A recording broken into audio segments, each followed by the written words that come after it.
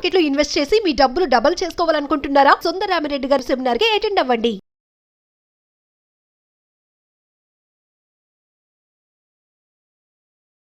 నమస్కారం సుందరరామిరెడ్డి గారు. నమస్తే సార్, మన ఇండియన్సే అంటే గ్లోబల్ వైజ్ కనుక ఇన్వెస్ట్మెంట్ ఏదైనా పెట్టుకోవాలి అనుకుంటే మాత్రం ఎలా చూస్ చేసుకుని పెట్టుకుంటే బాగుంటుందంటారు? అంటే దేని మీద ఎక్కువ ఫోకస్ చేసి ఇన్వెస్ట్ చేస్తే బాగుంటుందంటారు? అంటే గ్లోబల్ వైజ్. రైట్. ఇప్పుడు ఏంటంటే లాస్ట్ 2 years నుంచి పర్టికులర్గా 2024 సెప్టెంబర్ నుంచి ఇండియన్ మార్కెట్ ఆగిపోయిందండి. అక్కడ నుంచి కన్సల్టేషన్ మోడ్లో ఉంది లాస్ట్ 2 years నుంచి.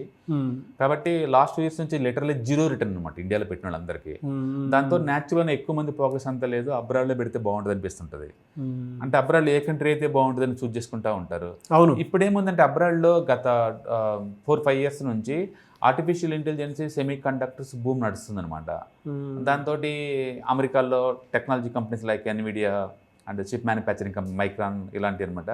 అండ్ అలాగే తైవాన్, అలాగే చైనా అండ్ కొరియా ఇవి చాలా స్పీడ్గా మూవ్ అవుతున్నాయి అనమాట.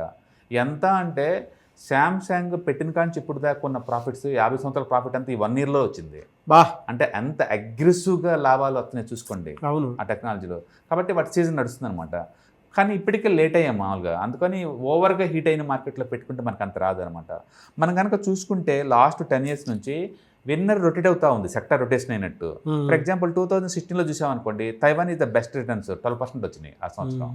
ఆ సంవత్సరం మనకి చైనాలో పెట్టిన వాళ్ళకి -15, అంటే తైవాన్లో పెట్టుంటేనేమో +12. అదే సంవత్సరం మీరు చైనాలో పెట్టుంటే -15 అయ్యేది. అదే 2017లో సౌత్ కొరియాలో పెట్టుంటే మీకు 42% వచ్చింది లాభాలు. అవును, 43. అదే నువ్వు అమెరికాలో పెట్టుంటే మీకు వచ్చింది 21. ఓకే. నెక్స్ట్ 2018లో ఇండియాలో పెట్టుంటే -4. తక్కువ లాస్ అయిందంటే ఇండియాలోనే. ఎక్కువ లాస్ అయింది చైనా -27. చైనాలో పెట్టుంటే ఇంకా దారుణంగా వెళ్ళే. అలాగే 2019లో చైనాలో 36% ప్రాఫిట్ వచ్చింది. ద బెస్ట్ కంట్రీ అనమాట ఆ సంవత్సరం. అంటే కొరియాలో పెడితే ఓన్లీ 10% వచ్చింది. అంటే దాని మీనింగ్ ఏంటంటే విన్నర్ రొటేషన్ అవుతుంది. అవును, ఖచ్చితంగా ఈ కంట్రీలో పెడితే మనీ వస్తుందని గ్యారంటీ ఏం లేదు. బట్ లూజ్గా చెప్పాలంటే వరల్డ్ వైడ్గా మంచి కంపెనీస్ అంటే ఎప్పుడు టెక్నాలజీ కంపెనీస్ అయి ఉంటాయండి. అందుకని అమెరికా ఒకటి సరిపోతుంది. అందుకని అమెరికాలో టాప్ 10 కానీ, లేకపోతే మెగా క్యాప్స్లో ఈటీఎఫ్స్లో కానీ, లేకపోతే నాస్డాక్ 100 కానీ ఇలాంటి ఏదైనా ఒకటి చూస్ చేసుకుంటే సరిపోతుంది. పర్టికులర్గా పలానా కంట్రీ పోతే మాత్రం విన్నర్ ఆల్వేస్ రొటేట్ అనమాట. మనం ఇక్కడ చూసుకుంటే గత 10 yearsలో ఎప్పుడు కూడా ఒక సౌత్ కొరియా ఒకటి 4 times టాప్లో ఉందండి. అండ్ అమెరికా వాళ్ళు 2 times టాప్లో ఉన్నారు. ఇండియా వాళ్ళు 2 times టాప్లో ఉన్నారు. అండ్ చైనా వాళ్ళు అయితే ఒకసారి టాప్లో ఉన్నారు. అందుకని ఎవరైనా చైనాని చెక్ చేసుకుంటూ పోతుంటే అక్కడ స్టాక్ మార్కెట్ పర్ఫార్మెన్స్ పెద్దగా ఏం లేదండి. అందుకని ఈ డేటా ఏం చెప్తుందంటే ఏదైనా సౌత్ కొరియా అమెరికా ఆ రెండిట్లో చెప్తుంది. బట్ సౌత్ కొరియాలో చాలా ఎక్స్పెన్సివ్ ఉంది markets, but it go for America. అందుకని అమెరికా వరల్డ్ వైడ్గా పాపులర్. అంటే పర్టికులర్ అక్కడ టెక్నాలజీ ఇండెక్స్ చాలా పాపులర్ అనమాట. అందుకని ఇంటర్నేషనల్ డైవర్సిఫికేషన్ పేరు పెట్టేసి అందరూ పోయి అమెరికాలో కూర్చుంటారు.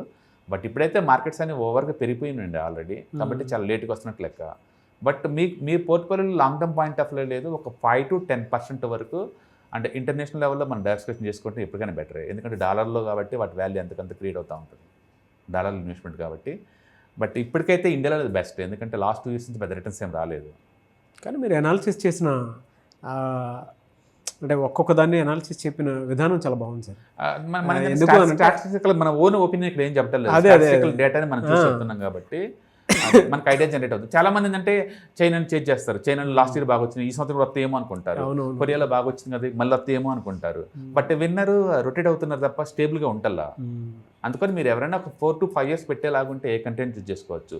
జనరల్గా ఏంటంటే అండర్ పర్ఫామ్ చేస్తే 1 or 2 years, next 1 or 2 years టాప్లోకి వస్తున్నారు వాళ్ళు. ఇప్పుడు ఇండియా లాస్ట్ 2 years నుంచి అండర్ పర్ఫామ్ చేస్తుంది, కాబట్టి నెక్స్ట్ 2 yearsలో ఇండియా టాప్ వచ్చే ఛాన్స్ ఎక్కువ ఉందన్నమాట. మనం ఇప్పటికీ లేట్ అయ్యామో ఇంటర్నేషనల్ ఇన్వెస్ట్మెంట్స్లో. కొత్తగా పెట్టేవాళ్ళు చేంజ్ చేయకుండా కొంచెం కరెక్షన్ వచ్చిందాక వెయిట్ చేసి పెట్టుకోవడం బెటర్, లేదా లాంగ్ టర్మ్ పోర్ట్ఫోలియో లాగా ఉంచుకోవడం బెటర్ అనమాట. అంతే తప్ప టెంపరీగా 1 year 2 years కోసం మాత్రం డోంట్ చేంజ్ ద స్టాక్స్ అనమాట, ఎందుకంటే ఇప్పుడు ఆల్రెడీ ఎక్స్పెన్సివ్ అయిపోయింది. ఎస్, వెరీ గుడ్ ఇన్ఫర్మేషన్ అండి, స్టాటిస్టికల్ ఇన్ఫో చాలా బాగుంది. థ్యాంక్ యూ సో మచ్ అండి. Thank you sir. Hi, 1 day class room ఎన్విరాన్మెంట్లో ఆఫ్లైన్ వెబినార్ జరగబోతుంది. అంటే ఇంట్రెస్ట్ ఉన్న పార్టిసిపెంట్స్ ఈ కింద స్క్రోల్ అవుతున్న నెంబర్కి రింగ్ చేసుకొని సీట్ బుక్ చేసుకోండి. దీంట్లో ETFs, index funds and mutual funds మీద completely and hand folding experience మీకు ప్రొవైడ్ చేయబడుతుంది. దీని ద్వారా ఏంటంటే మనం ఎసెట్స్ని స్టాక్ మార్కెట్లో ఎలా మేనేజ్ చేసుకోవాలి, ఎలా గ్రో చేసుకోవాలి, ఎలా ప్రొటెక్ట్ చేసుకోవాలో అంటే ప్రాక్టికల్గా నేర్చుకుంటారు. కాబట్టి ఇంట్రెస్ట్ ఉన్న పార్టిసిపెంట్స్ కింద స్క్రోల్ అవుతున్న నెంబర్కి పింగ్ చేసి సీటు రిజర్వ్ చేసుకోండి. Thank you.